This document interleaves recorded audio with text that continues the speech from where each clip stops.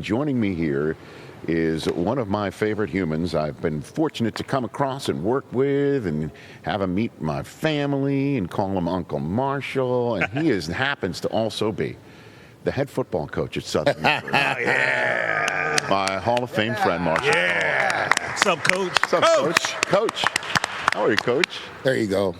What's going on, man? What does that mean? There you go. What does that mean? I mean, the coach, it's like it's taking some getting used to, Yeah. It's like. So what coach do we have in there? A little bit of Martz? Do we have a little Martz in there? We got a little Vermeil? Are you tearing up? You tear up a little bit? You tearing up more? I'm gonna use the cry. You got a touch of the Vermeil? Yeah. Okay. I'm gonna use it. Okay. Definitely Mike. We will rally around this. Always in my head. Okay. Yeah. Right. Yeah, man. I mean, I've been coached by so many amazing guys, man. If you're asked about the playoffs, yeah, definitely. I already know. You got a little gym. If they ask Marshall, "Are you going to be in the play?" I'm like, "Playoffs?" Like, yeah, FCS. Like for real, I'm gonna use that. You got that. I mean, Ted Marshall Broda, he was the best that used to. Okay. Like, I remember the first time he said to me, "Say, Marshall, sometimes you just don't know what you don't know." I was like, that's right. That's right. What about your position coach from college? What about him? What about little Sean Payton? Yeah.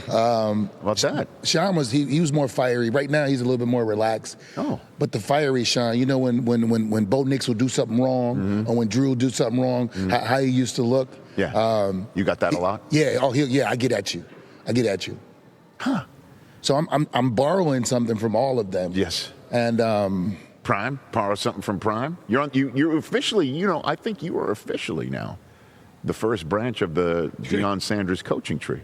Might be. No. The guy left at Jackson. Okay, got you. All right. Yes. So you're one of the there you go prime branches. Your first branches. That's the prime branch. Look at me. There you go. Look at me. You're good, Richie. Listen, do you know? By the way, always I help you set up your instant replay, process. Right. There you go. If you need replay help or anything like that to set things up, I'm there to help.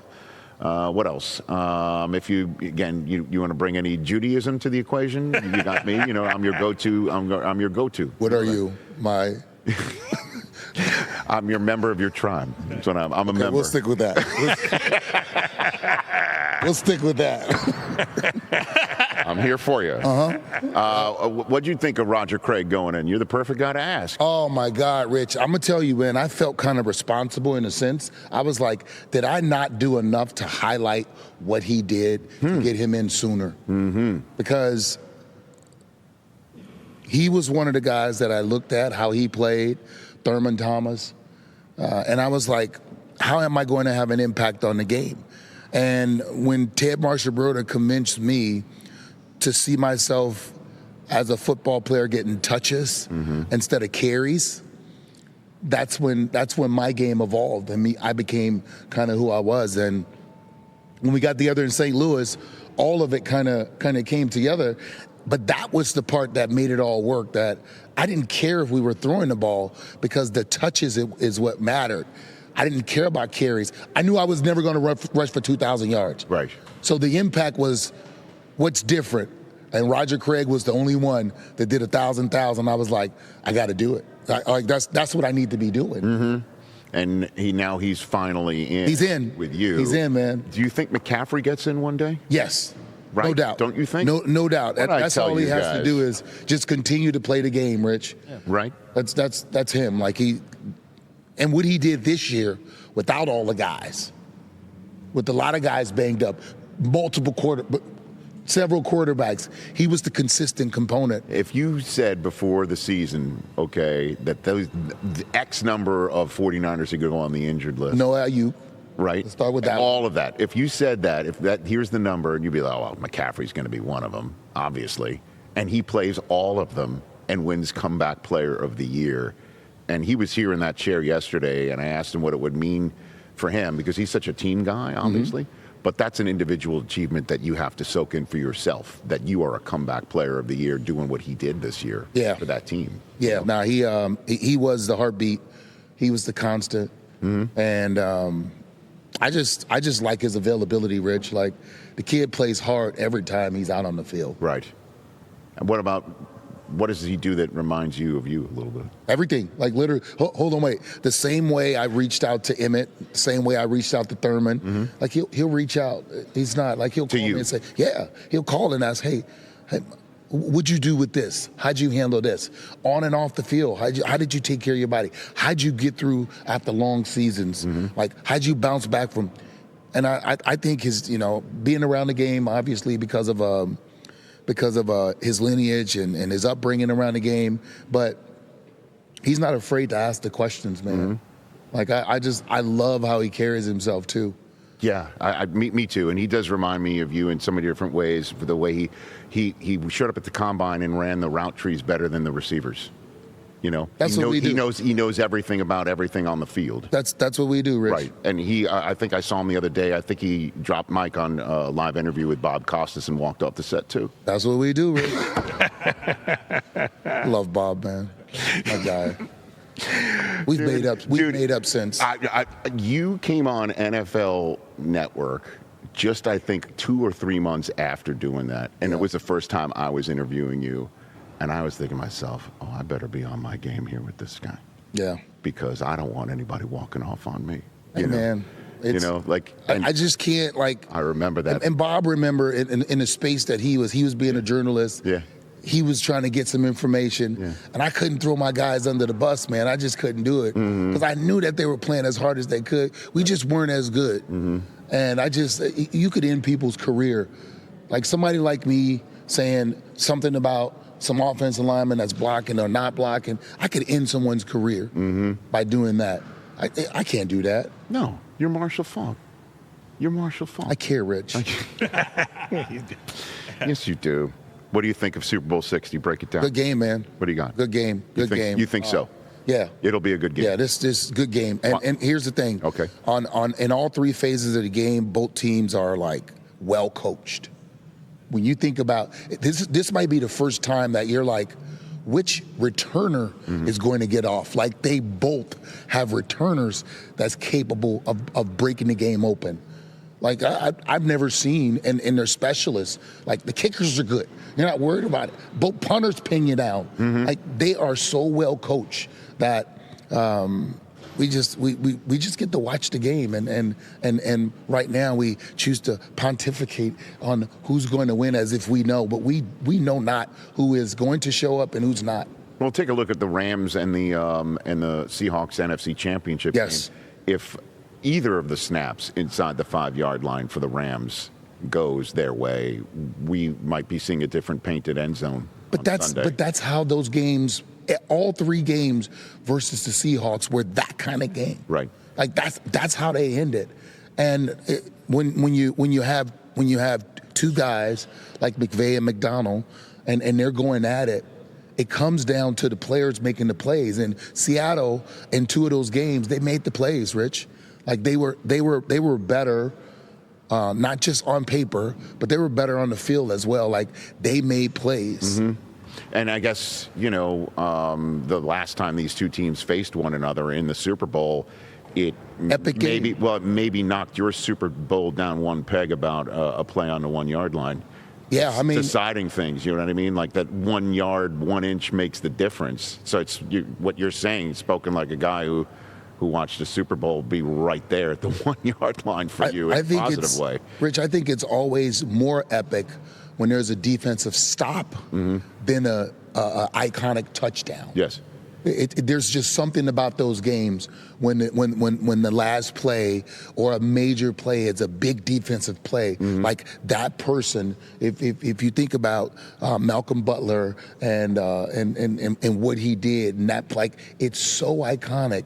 And then Mike Jones and what he did is so iconic. Those 2 names, like those are big names in this game, but before that they weren't big names, but those names and those plays, they drove those games. They last forever, obviously. They do. Did you have a good perspective of that play from the sideline, watching? No, Were you not watching? Where were you? I was scared to watch, Rich. I was like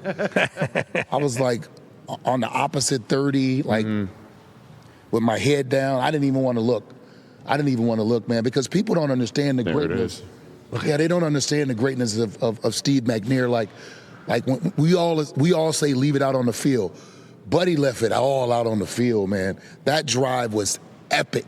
If you look at like the tackles he broke, the sacks he avoided, and we're just sitting there.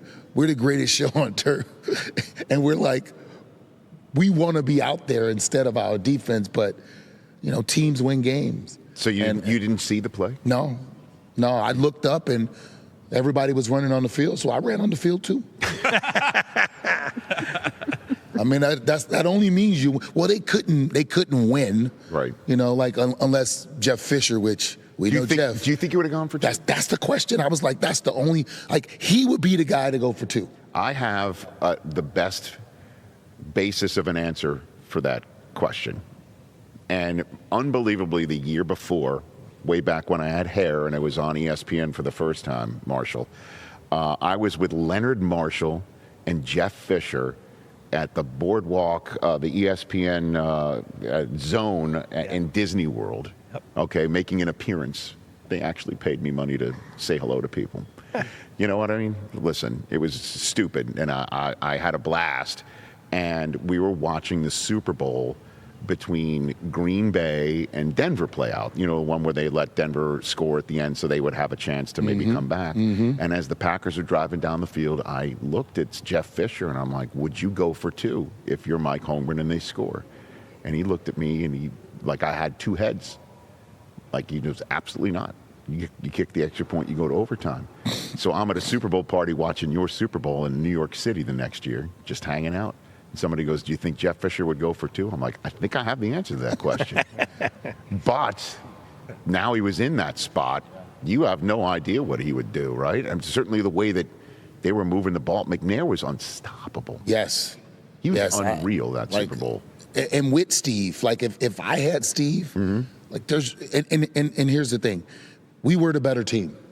I mean, people didn't feel like they belonged there anyways. You know what I'm saying, with the Music City Miracle and stuff like that. They just didn't feel like they should have been there. And if you give us overtime, we're going to win. We're going to win. Like, there's no doubt about that. But that's a tough choice, man. That's a tough choice. I wouldn't have to. I don't know, man. I don't know. They turn the raisins real fast, making that decision. Oh, yeah. Turn the raisins real fast. So let's go here then. Let's go here, because I know you like chopping it up when I throw things at you, Marshall Faulk. Were you the better team against the Patriots in the Super Bowl? 100%. 100%, yeah. What happened that day? I always say this. Touchdown favorites. I'm going to say this again, Rich. We went into New England on a Sunday night and smacked them. That's it. Hard place to win. Hard place to win. So what happened on that Super Sunday? The better team don't always win. That's the beauty of our game.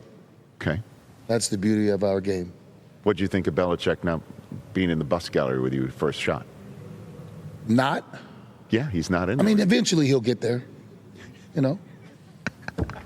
Eventually he'll get there. I don't even know why people are up in arms about, you know what I'm saying? Like, well, because this many people weren't pissed that T.O. didn't get in first time. I mean, there's a lot of people who didn't get in first ballot. Yeah, but let's be honest. I mean, Belichick's numbers are. Why are we being honest? We are being honest. Why are we being honest? I don't know what you. This is not an honest conversation. This is an honest conversation. Is it? Of course. What's being dishonest about talking about this man's stats? Why are we choosing honesty? Okay. What are you saying? Like, obviously we know why he didn't get in. Like, but we're saying we're being honest. It's not real. Because people thought he cheated and he doesn't deserve first ballot Hall of Fame. Look, man, it's Rich. Exactly. Like this. Let's not pretend like, oh my God, it's not like Don Shula didn't get in. All right. Like this is obviously we know what happened. Bills were paid. You know what I'm saying? Like draft picks were taken. Let's not. That's right. Like, so why keep him out of the hall after all that? I don't know, Rich. That's right. We got to find out. Like that's what we got to find. We got to ask the guys who we always turn to, but actually they don't get on TV and talk about it. It's the writers, right? Like and guess what? Guess who? They made the decision, and guess when they sit up there. Well, it's not just the writers. It could have been Dungy, could have been Bill Polian, who from two people from your past. Let's blame them too. Right. Right, let's blame them too. Let's not blame all the media sitting up there asking him questions and he's being contrite. Like those are the people that they used to tell us, hey, take care of the media because at the end of the day, they're going to make big decisions for you down the road. People told you that when you were playing? Yeah. The people who cover you are the guys who stand up and say, hey, this guy deserves to be in the Hall of Fame. So you take care of the media. That's what we do, Rich. That's why we do this. We come around and we sit down on your shows and stuff like that because we respect what you guys do. Oh, me in particular, though, hopefully. You respect what I do. Right? Always, Rich. Okay. Always. But for real, Rich, it's just like how you do, like, if just imagine, I couldn't imagine my beat writer standing up saying I deserve to be in the Hall of Fame if every week I'm not answering questions, one word him, next question. Like it comes back, like it does. And I don't know if that's the issue, but it's something that we had to worry about as players. People cared about our character and how we treated the media. Yeah, I even made it a little bit of a reference to it earlier in this conversation. Right, yeah. It mattered to how T.O. treated the media. People said that was the reason why T.O. wasn't first ballot. He was awful to the media. Now, I don't know if I'm going to call it awful, but Bill was a great guy to interview. And he gave you very little when he... But at the end of the day, should that really even matter, though? That's what I'm saying. Get over yourselves if that's the case, because his numbers are absurd. I agree, I feel Rich, silly even mentioning his numbers. There's no doubt that's why I'm saying we're not being honest. Like, I see what you're saying. That's what I'm saying. Like they should have just said, "No, Bill." Like it is what it is. Like we're not pretending. And T.O.'s numbers, they are what they like. T.O. wasn't a first ballot Hall of Famer. Come on, man. You're the ambassador for the Foundation for a Drug-Free World, an education program that teaches about the effect of drugs. That's it, Rich. Just providing information for kids, people who grow up in families that don't know nothing and they have a kid that get into drugs, and then just in the school system, we provide educator kits. In today's world, and you tell your kids don't use the phone, they use the phone. You tell your kids don't eat something, they eat something. You can't just say no and don't. Right. They need to be educated. They need to know why. They need to understand what the effects of it is and partake in it. It's not like back in the 70s just smoking a doobie, you know what I'm saying? Like right now, you go out, you try something, you die. Like fentanyl is real, is out there, and you have to be smart and you have to be educated, and just we're not in a world to where we can just be like, hey, don't do this. It's like our kids, they're going to try. They're going to explore, but let's provide them education so they're making smart decisions. The Foundation for a Drug-Free World, and the head coach of Southern University of Football. Sounds pretty good, huh, Rich? When I saw it, obviously I hit you right away. I'm so excited for you. Right. So what type of coach are you going to be? Seriously, like what do you? Rich, I'm the type of you're trying to be yourself. I know. That's it. Like I can't be something that I'm not. Like but this is authentically, this is me. But again, reason why people like you or Prime, Eddie George, another one, I'll throw his name in this mix too, where it's tough to transition to coaching is because you guys wake up a certain way. Not everybody wakes up that way. Not everybody wakes up with that God-given gift. Nobody wakes up with that burning desire as much and combines them. So it's tough to reach and pull that out of people who don't wake up that way. Yep, I agree. And here's the best advice I was given. Okay. And I was already kind of in that mindset, but he kind of phrased it well. I was talking to Tony Dungy about, from playing to coaching. Right. And he said, Marshall, listen, I've heard you talk about football many a times. He said, you're going to be a great coach because you understand the game and you understand why the game is the game. Right.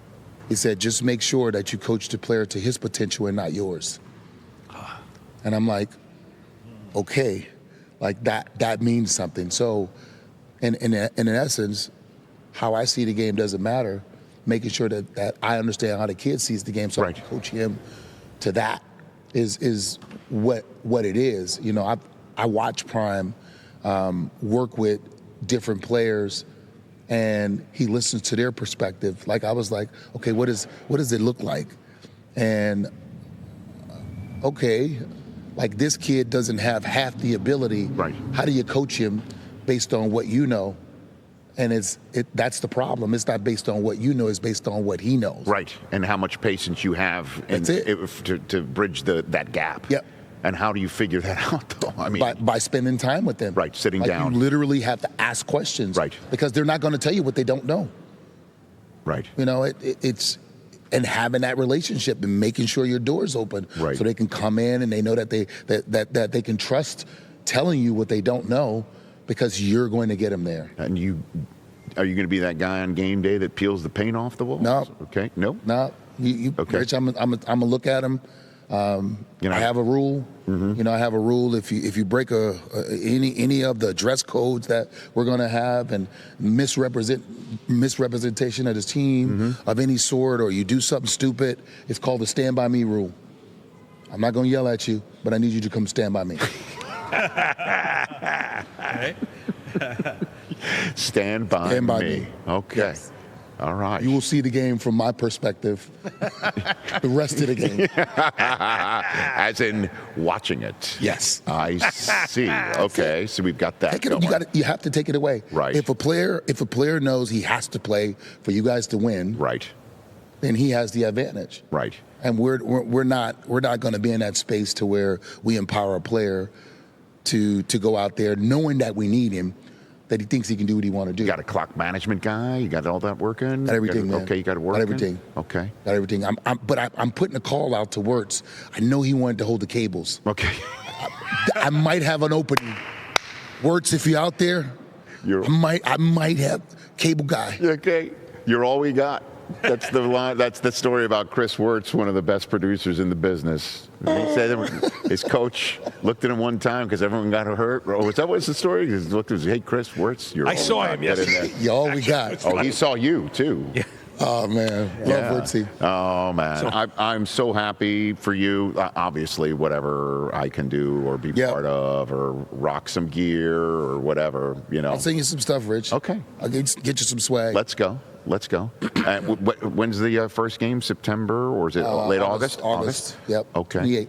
All right. Do we have the schedule? Schedules out? Yeah, we scheduled. All right. Schedule's out. All right. And so a training camp and everything. Yep. We got it all coming. Okay. We're gonna wear. What are you doing? Wearing hats? You're not a visor. You're not a visor. Not a guy, visor. right? I'm a hat guy. Okay, you're a hat guy. We're gonna go hats. What are we gonna go? Tracksuit. We're gonna go hoodie. We're gonna go sweatshirt. Depends on the weather. I'm figuring that part out. You know, it gets a little sticky down there. Khakis. You know what I'm saying? You know, I'm not like your first quarterback. I will not pull the hardball khakis. No. I'm not going to do that. No. I will not wear gloves. I will not wear cleats. Mike McDaniel capri pants. That doesn't work at Southern University. That's going to go well in California. Like, he's about to be a rock star. Who, Mike McDaniel? Yes. With Jim too. What? That's a conversation. I would love to just be a fly on the wall with them two, having a high-level football conversation. Right? I think they're going to get along really well because they both love football like that, you know? And that's what Jim, if you're conversant and you love football, that's all Jim knows. But it's because it's the conversation inside the conversation that they're having that you sometimes don't know that they're having. Like when Jim's doing the press, you're like, what is he talking about? Right? Yeah. And Mike does the same thing. Like they talk around stuff. Yep. Right. Yeah. Yeah. That's a good. Them two together. That's awesome. So Super Bowl 60. Before I let you go, what do you got? Who wins it? Who wins it? Man, listen. This journey for Darno it has to end right. Like I can't imagine the gods are just gonna put him in the Super Bowl. You know, the guy went 28 games in 2 years. That's it. And here's the thing. A young quarterback in this. Listen, Josh McDaniels, I believe Josh can get him ready, and Josh has done a great job from last year to this year to see Drake May. I didn't see this. I didn't see the kid that I did not see last year. I was like, man, he's ways away. Now look at him. And Josh has done a great job at preparing him and getting him ready, and I think that he's shown a lot of promise, but I'm just going with the story of Sam Darnold. I think these two teams are equally yoked, and the veteranness of what Seattle has. I don't like Seattle. Right. I'm just going with the Sam Darnold story. It ends how it ends. That's it. I'll take it. Marshall Faulk, you the man.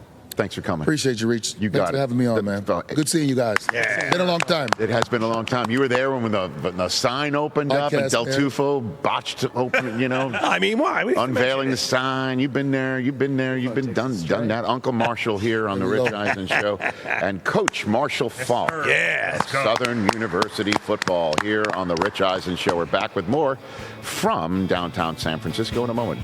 Hey, you made it all the way to the end. Thanks for that. Check us out every single day streaming live on Disney Plus and the ESPN app 12 to 3 Eastern.